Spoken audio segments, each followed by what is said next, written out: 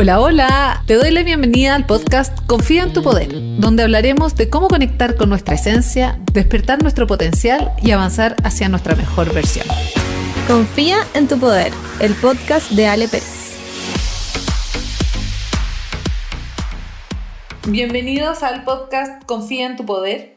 Hoy tenemos un tremendo capítulo con una tremenda invitada. Tenemos aquí a Charoni Rosenberg, que nos va a hablar, vamos a conocer su historia y todo para saber y poder profundizar en un tema que nos encanta, que es el del propósito. Cómo poder ir conectando con nuestro llamado, con esta búsqueda que para todos es distinta y que sin duda es un gran tema para todos nosotros. Charoni es abogada de la Pontificia Universidad Católica, tiene un máster en Derecho Tributario, tiene un posgrado en Sustentabilidad y trabajó en el mundo corporativo como gerente de sostenibilidad y propósito en Pricewaterhouse, y desde ahí ha impulsado distintas iniciativas en pos del propósito y la cultura en el trabajo. Publicó su libro El propósito no es lo que creía, que tengo la suerte de tenerlo aquí en la mano, un libro que también recomiendo mucho, a mí me encantó. Y bueno, en base a este libro fue que surgió la iniciativa de poder entrevistar y conocer más en profundidad a Charoni, qué decisiones ha ido tomando en su camino de la búsqueda de este propósito. Y ir rompiendo también mitos de alejar esto del propósito como tan alejado, y ir que ella nos ayude también a través de tips para ver cómo poder nosotros ir conectando con cada uno de nosotros con nuestro propósito. Entonces, para partir, hola Charoni. Hola Ale, ¿cómo estás? Bien, ¿y tú? Bien, gracias por la invitación. Muchas gracias a ti. De hecho, queríamos que este fuera uno de los primeros capítulos porque el propósito es como las raíces del árbol que después florece. Entonces, bueno, queríamos conocerte más en profundidad. ¿Cómo llegaste a este camino de la búsqueda también del propósito? Bueno, yo me encontré con esta palabra cuando tenía más o menos como 33 años. O sea, hace 5 años, casi 6 años atrás. Y me pasó que, bueno, estudié Derecho, no me lo cuestioné mucho, mi papá era abogado, yo siempre fui humanista, entonces Derecho como que parecía la carrera. Y me gustó estudiarla, hice un buen grupo de amigas, pero después en el ejercicio de la profesión, como que algo me hacía ruido. No estaba realmente luchando por la justicia. No sé, sentía que yo tenía alas para hacer otras cosas y que mi mejor versión no era en esta versión de abogada. Pero lo pasaba bien, tenía un buen grupo de amigas, hacíamos cosas, era súper desafiante intelectualmente, hacíamos informes tributarios, entonces igual estábamos buscando como esa justicia, pero después yo me preguntaba como, ¿pero para quién? Era como para las grandes empresas, y en verdad estaba lleno de abogados que hacían lo mismo, entonces si yo dejaba de hacerlo, como quedaba lo mismo. Entonces, ¿qué pasaba? Yo me empezaba a cuestionar estas cosas, pero que embarazada, la primera guagua, prenatal, postnatal, y como que uno se olvida y las prioridades cambian, la maternidad como que absorbe todo. Qué heavy eso, sí, como que te cambia el switch. Y entonces yo lo único que quería en ese minuto era poder trabajar y criar a mis 3 hijas. Y ese trabajo me permitió hacerlo porque me dejaron trabajar part-time, y para mí eso era ya, como abogada, es bien difícil que te dejen trabajar part-time. Entonces estaba súper agradecida y eso me mantuvo en ese trabajo 8 años. Pero cuando mi tercera hija cumplió 2 años y ya con mi marido decidimos que no íbamos a tener más hijas digo porque sabemos que siempre iban a ser mujeres, no sabemos ser hombres aquí en esta casa. Yo me enfrenté con esa gran pregunta y era, ¿te vas a hacer cargo de tu vida? ¿Esto es lo que tú quieres ser de aquí en adelante? Porque ya no hay más como breaks, ya no hay más pausas de que tú te puedes como olvidar de que esta es tu vida. Y miraba a las mujeres que trabajaban ahí, a las socias, a las más secas, y no me inspiraba, siendo que son grandes mujeres, pero no era donde yo quería llegar a ser. Pero había una que ya tenía 60 años, 65, estaba por jubilar, y ella trabajó part-time y se iba al mediodía para estar con su familia, como que ella siempre me motivó a mí, mucho más que esto de ser la súper abogada, cabrona, etc. Entonces Ya, pues, llegó la gran pregunta. ¿Cuál es la vida que quieres tener? ¿Vas a seguir en esto? Yo ya era gerente, o sea, iba camino a hacer esta carrera. ¿Te vayas a hacer cargo tu vida o vas a ir con el piloto automático? Y ahí empecé a abrir los ojos, la verdad. Porque las oportunidades están, siempre están. Pero uno como que anda dormido por la vida. Claro, pero ¿hubo algo o algún evento o algo que te dijera como ya no más? Como hasta aquí llega esta Charoni que había habido hasta ahora para... Más que ya no más, es como cómo me reinvento desde lo que tengo. No. ¿Ya? Entonces me acuerdo que me llamaron a hacer una charla de donaciones a la COS, que es como la gremial de las fundaciones, y fue en el verano, entonces teníamos poca pega, y yo aproveché y estuve un mes así estudiando full este tema, que siempre me había llamado la atención, pero nunca me había tocado trabajar en eso. Y me encantó, y fui a hacer la charla, y me acuerdo que les dije a los de esta organización como, llámenme para todo lo que quieran. Y me di cuenta por primera vez que con lo que yo sabía podía ayudar a otras personas. Desde el derecho tributario podía hacer cosas sociales. Y ahí se desató un potencial impresionante. Empecé a hacer charlas, empecé a escribir estudios, empecé a hacer mucho pro bono. Trajimos el proyecto pro bono a Price, a la consultora. Después hicimos la fundación Price y como que yo abrí el área de RCE y empezó a florecer una Charoni que antes ni yo la conocía. Claro. Una motivación.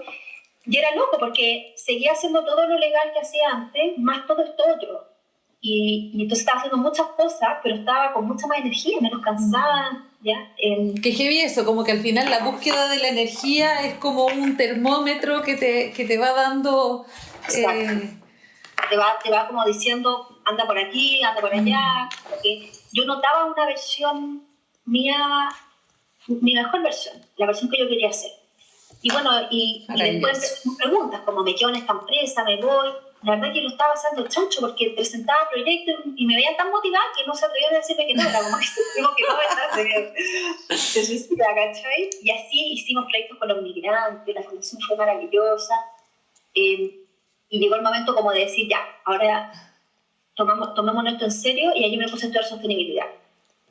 Y después me cambié al área de sostenibilidad y me puse a atender, y ahí ya como que dejé el derecho un poco de lado, y fue heavy lo que me pasó en ese minuto porque sentí que estaba botando una etiqueta muy marcada en mí, porque yo ya llevaba 15 años diciendo soy abogada de la Católica y trabajo en Price, y yo decía eso, no tenía que dar explicaciones, cosas tan básicas de la autoestima como nadie me cuestionaba si era inteligente o tonta, porque si tenía esa pega, ya había trabajado y estudiaba derecho, ya también bien. Claro. Y con eso yo sentía que funcionaba súper bien por el mundo.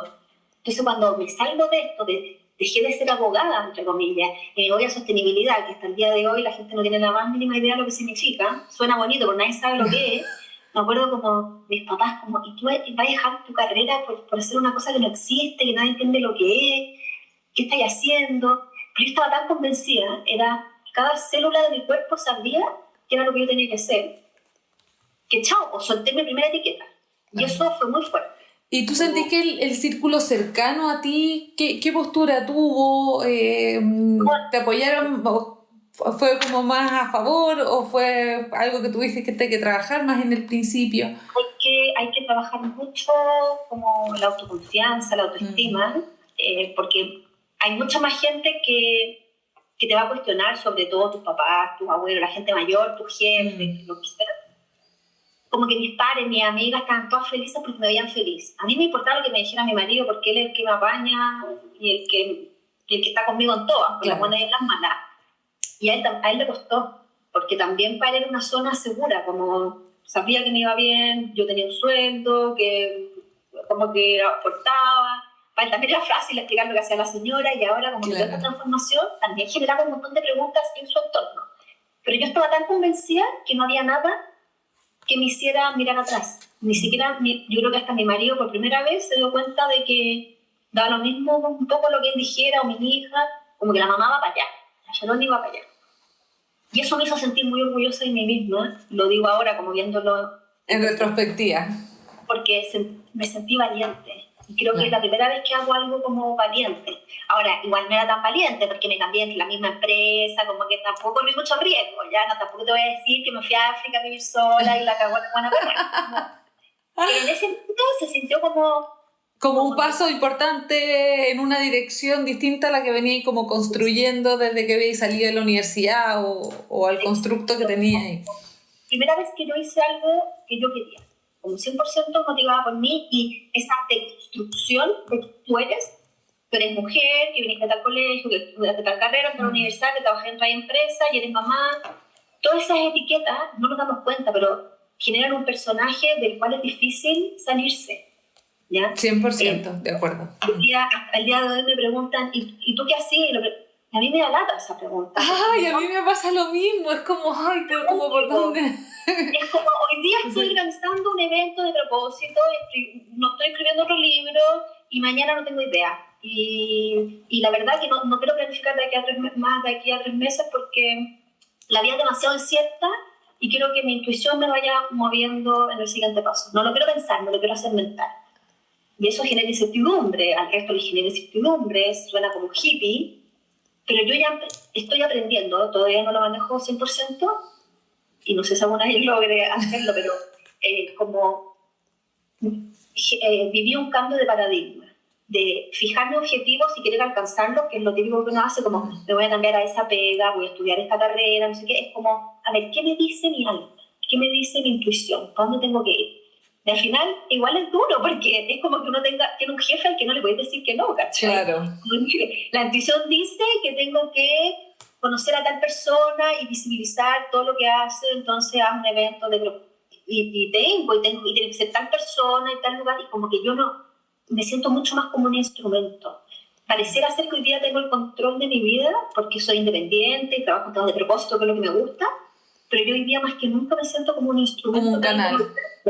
Un canal que está al servicio de lo que tenga que, donde tenga que ser. Y eso es loco, porque va contra todo lo que la mente te dice, de controlar, de predecir. Y de cómo hemos sido educados, como en el fondo te enseñan desde el colegio a la universidad, de cómo uno tiene que ir fijándose metas, de cómo uno tiene que ir alcanzando cosas. Sí. Como decís tú, es un cambio de paradigma. Sí, de hecho, tengo una frase anotada de un libro que decía, ¿cómo pasar del cumplimiento de metas a la contribución en el día a día? Ay, me encanta.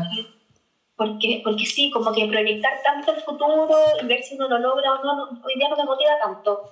Me estoy escuchando más y bueno, pues y en este escucharse me cambié a sostenibilidad, pues, llegó el estallido, la pandemia, un equipo nuevo, y se supone que era la pega ideal. Yo en verdad moría por eso, a cargo de esta área. Imagínate hacer las empresas con mejor y mayor impacto.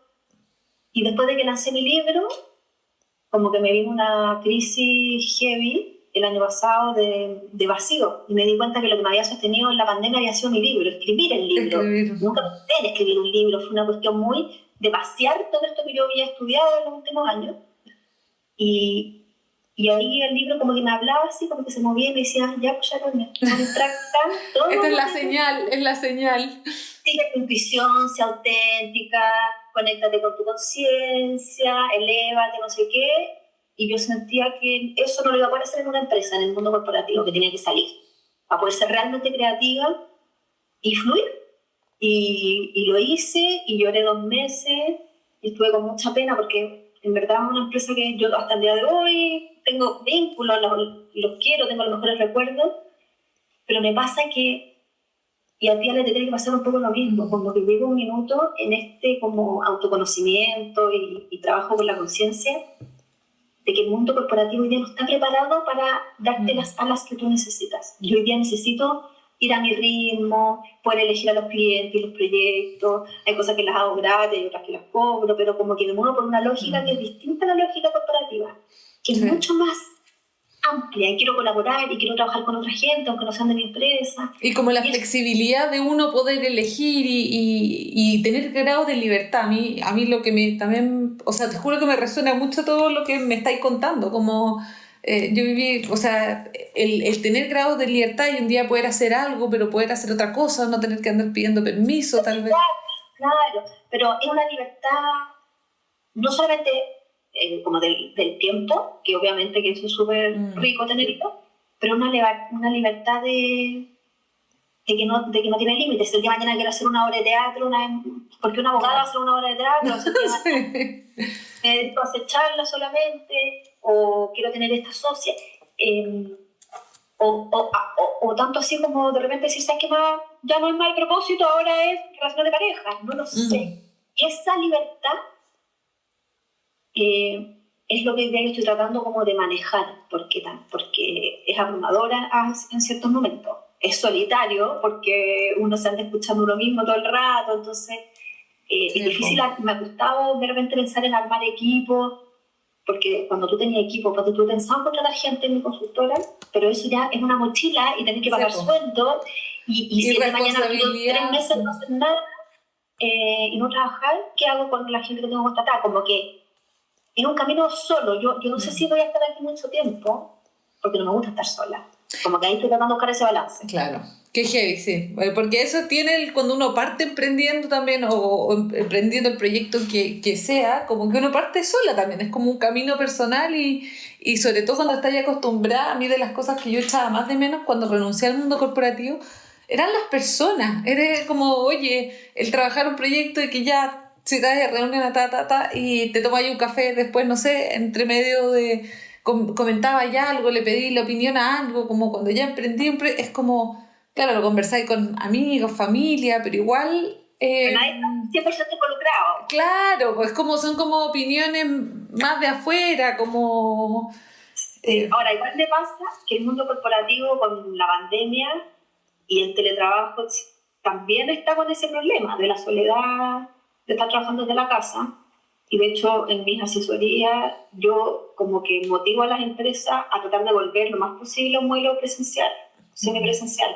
Porque cuando se pierden esos vínculos, tú empiezas a pensar, ¿y valdrá la pena estar en una organización? Si igual no me conecto con la gente, todo a través de una pantalla, y se está perdiendo lo más rico de la vida corporativa.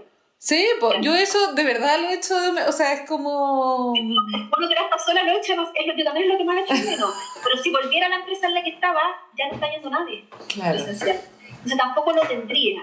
Y eso me preocupa, como empezar a buscar estos puntos de encuentro. Lo que yo estoy haciendo es que tengo una vez a la semana un Tinder de propósito. Me junto con una persona nueva que esté como en la misma bola de propósito que yo. Así conozco gente nueva. ¡Ah, increíble! Sí. Y estoy también con una socia. Encontré una socia que es igual de alma libre que yo, que también está en los mismos temas. Y creo que ahí puede ir funcionando, pero como un par, ¿cachai? No como un subordinado, claro, con la jerarquía y los sueldos, como que eso no repega nada. No, se te cacha perfecto. Oye, pregunta, tú decías que conectabas mucho con tu intuición en el fondo, ahora para tomar decisiones. ¿Qué nuevas herramientas, prácticas, hábitos has incorporado en tu vida para ir conectando con esa intuición? Yo no sé si ahí yo me confundo. Intuición e intención. Yo siempre digo, yo me muevo desde mi intención, que es como ese deseo del ser, no del ego, que se quiere manifestar en el mundo exterior, ¿ya? Obviamente la intuición es una herramienta que te ayuda como a descifrar tu intención, ¿ya? Pero lo que yo me muevo de verdad es la intención, que es lo que yo realmente quiero, que es lo que mi ser quiere, sacando todas las capas, dejando todo el prejuicio. Y para conectarme con mi auténtica intención, lo que me ha servido mucho, que lo conozco hace tiempo, es la meditación. Y al principio siempre cuento esto, de que fue súper perturbante meditar, porque era como que tuviera toda esta basura dentro de mí, que se estaba revolviendo cada vez que meditaba. Y yo le decía a mi terapeuta, ¿pero para qué me haces meditar? Si me siento mucho peor que antes, estaba haciendo basura. Me decía, tranquila. Y al mes o a los 2 meses, como que esa basura salió. Y ahí yo pude ver realmente lo que estaba dentro de mí. Es como un vasito de agua con tierra que tú lo agitas, y después se calma y tú puedes ver el agua separado de la arena, ¿cachai? Entonces la meditación se transformó como... Y ya yo digo meditar, no hago meditaciones muy sofisticadas. Me siento, me conecto, trato de hacerlo 20 minutos al día. Harta contemplación. Ahora que tengo más tiempo, o sea, mi niña a las 7 de la mañana, y de 7 a 8 yo agarro un libro, medito, y estoy haciendo a las 8, 1 hora, solo para mí. Igual suena súper egoísta, porque las mujeres como que no nos gusta darnos el tiempo para nosotras. Pero es tan importante, yo creo que es algo que justo tenemos que ir impulsando. Sí, 100%. Eso fue clave. También la gente con la que uno se rodea. Eso mismo te iba a preguntar, ¿cómo fue este cambio en ti? ¿Qué repercusión tuvo también en tu elección o sea, en tus grupos de siempre o en elección de amigos? ¿Cómo tú viviste tu entorno? Es triste porque uno se tiene que alejar de ciertas personas que uno siente que no estamos en la misma sintonía o frecuencia energética, incluso familiares, y esa es la parte más dolorosa porque uno se siente mal, se siente egoísta, pero tiene que ver más como con el autocuidado y entender que no todo el mundo es para todo el mundo, ¿no? Y sí, hay amigas que nos distanciamos, también la relación con mis papás ha sido difícil, a ellos les cuesta verme en esta versión, como una versión que quizá es distinta a ellos, como que me criaron para que fuera igual a ellos y hoy día tengo mi propia identidad y eso para ellos es una agresión, un poco con la película Encanto, ¿cachai? Claro.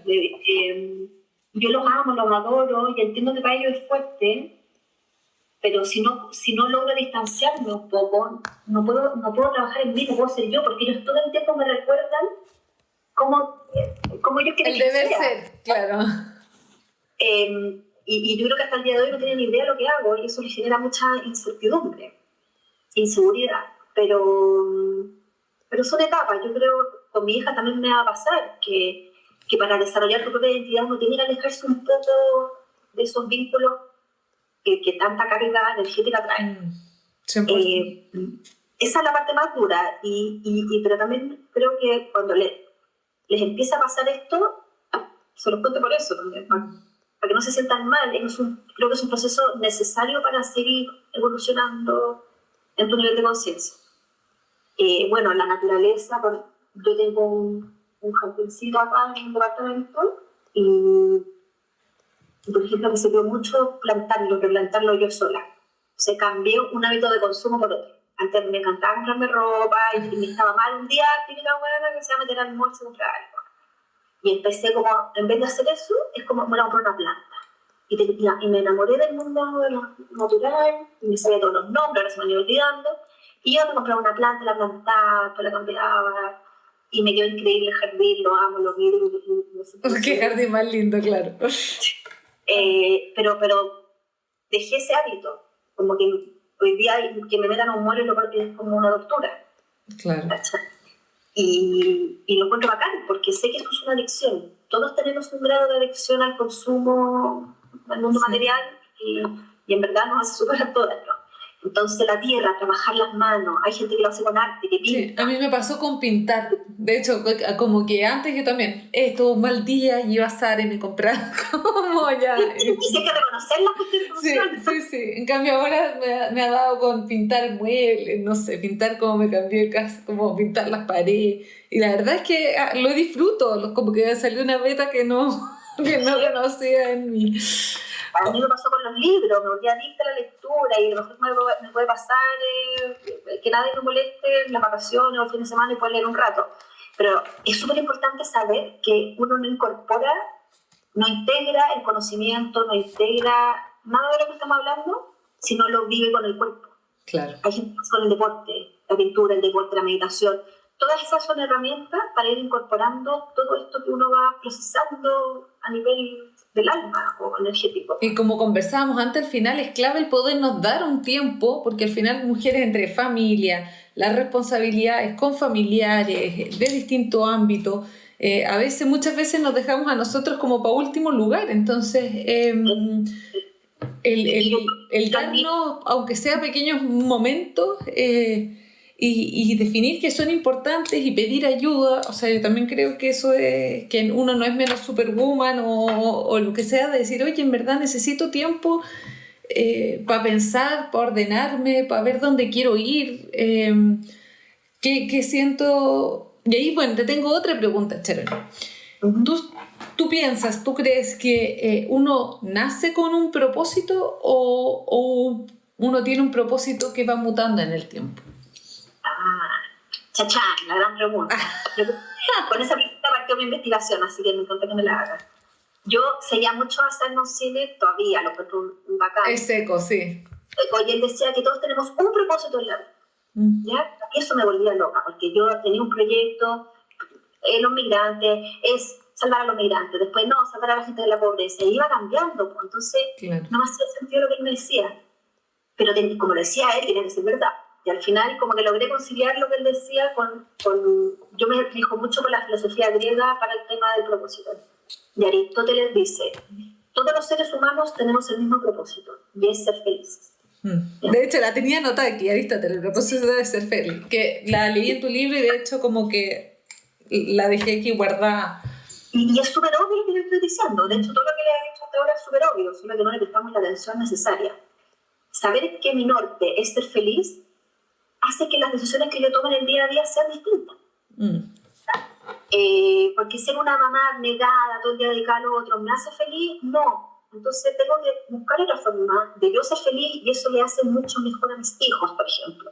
Mi marido quiere que verme feliz y entonces me apoya, ahora digo le pongo límite y tengo mi tiempo. Claro. En esta lógica pero el ser feliz no es un momento de placer, ¿ya? Que es como la felicidad hedónica, que ahí entramos realmente a entender... Esa es la disyuntiva como... No es cuál es tu propósito, sino que ¿qué entiendes por la felicidad? Hay gente que entiende que es tener poder, tener fama, tener dinero.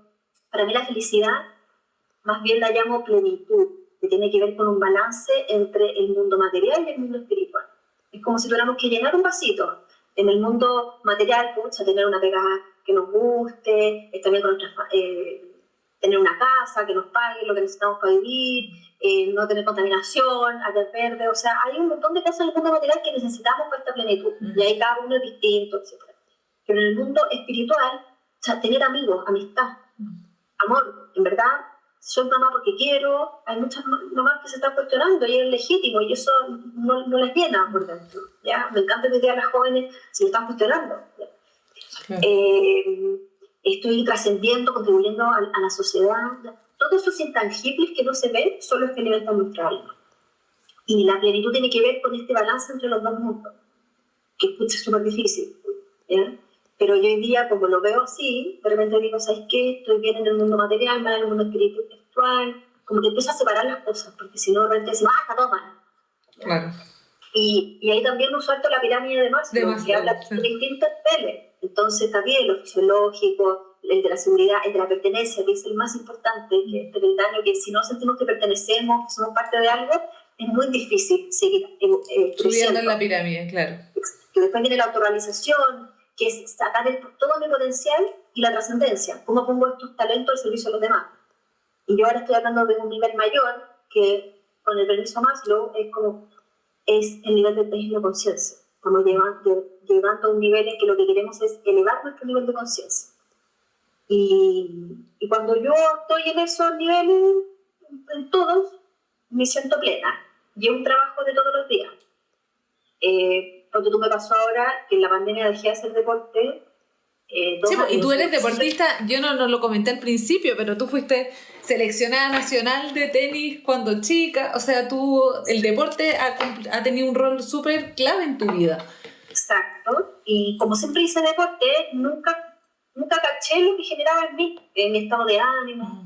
Pero en la pandemia dejé, lo hice casi 2 años, y andaba con menos energía, menos ánimo, etc. Y ahora volví a hacer, porque me imaginé que tenía que ver con esto, esta deuda, aparte de los 5 kilos que me eché en la pandemia, y estoy, pero ahora entiendo que uno no puede estar bien sin deporte.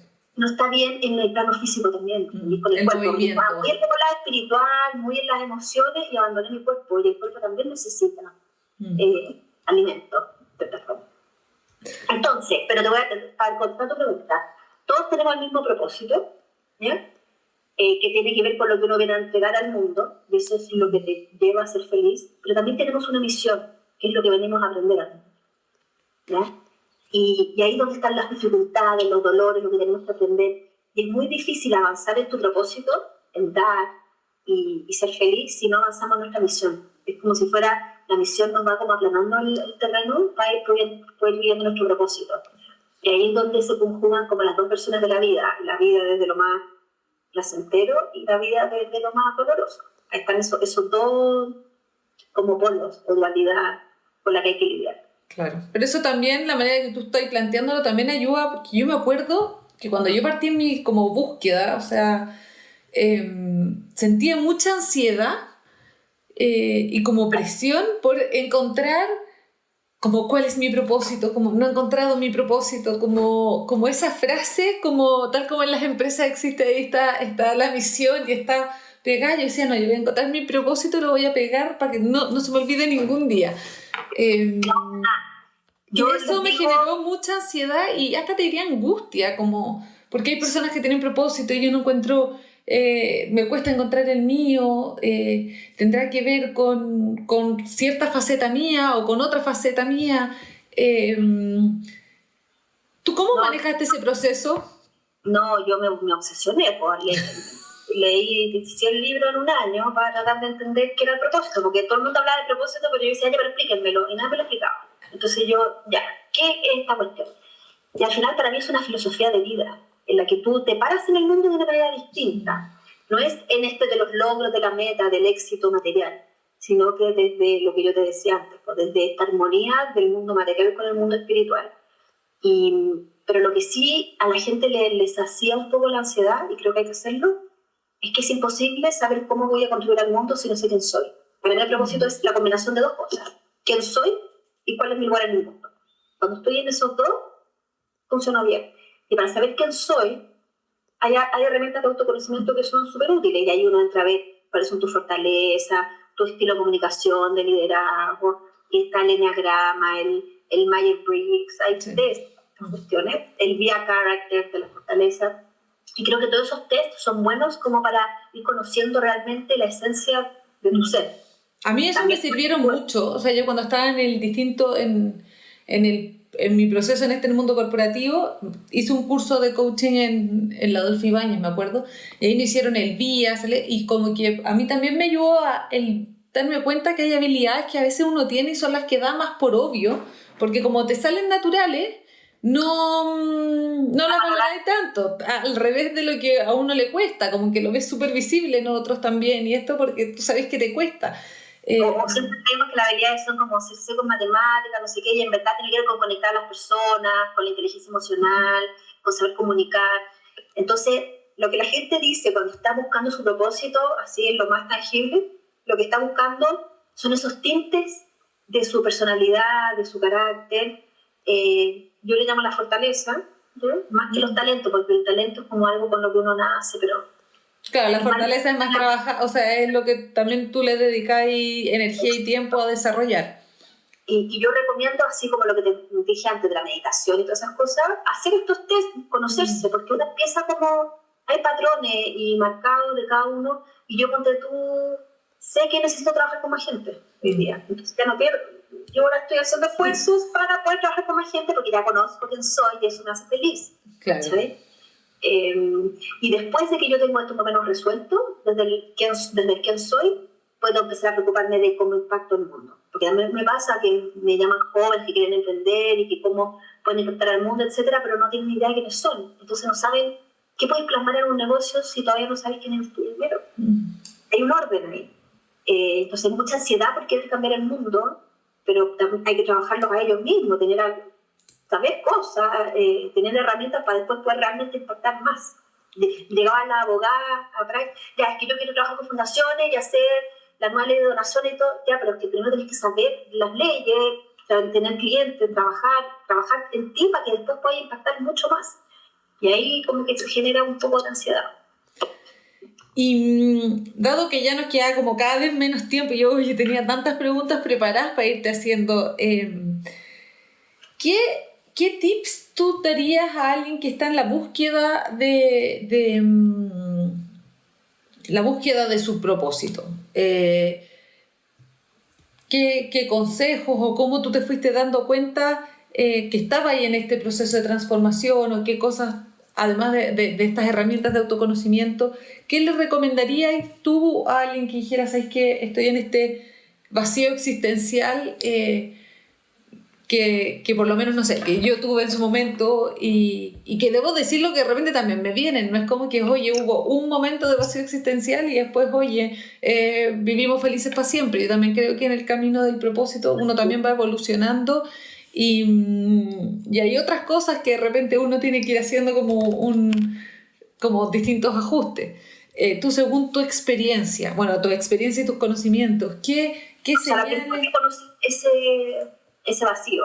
Que es el primer gran paso. Como hay algo que se supone que en el mundo exterior está todo resuelto, esta pega está bien, estoy haciendo lo que todos esperan de mí, pero no sé por qué no me siento completo, hay algo que no me está llenando. Ese es como el primer paso, reconocer el vacío existencial.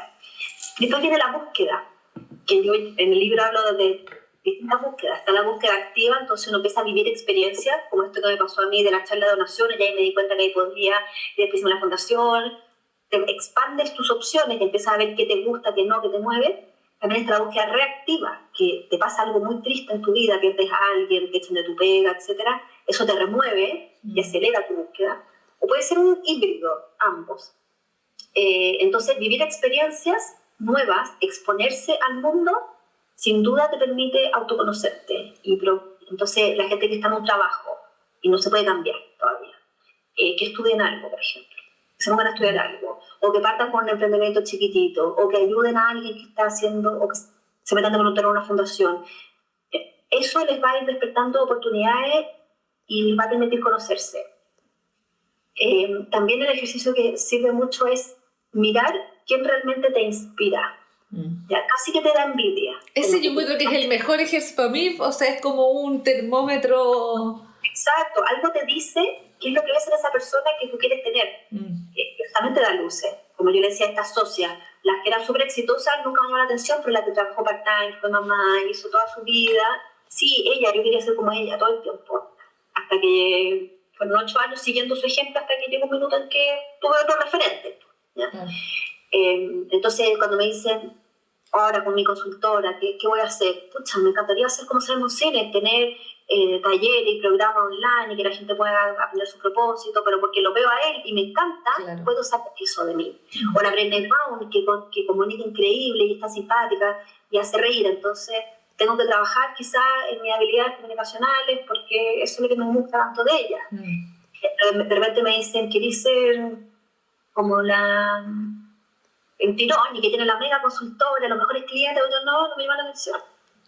¿Ya? Entonces no tengo que buscar eso, que debiera ser como el camino esperado, como crecer y tener mucha gente y ganar mucha plata, etc.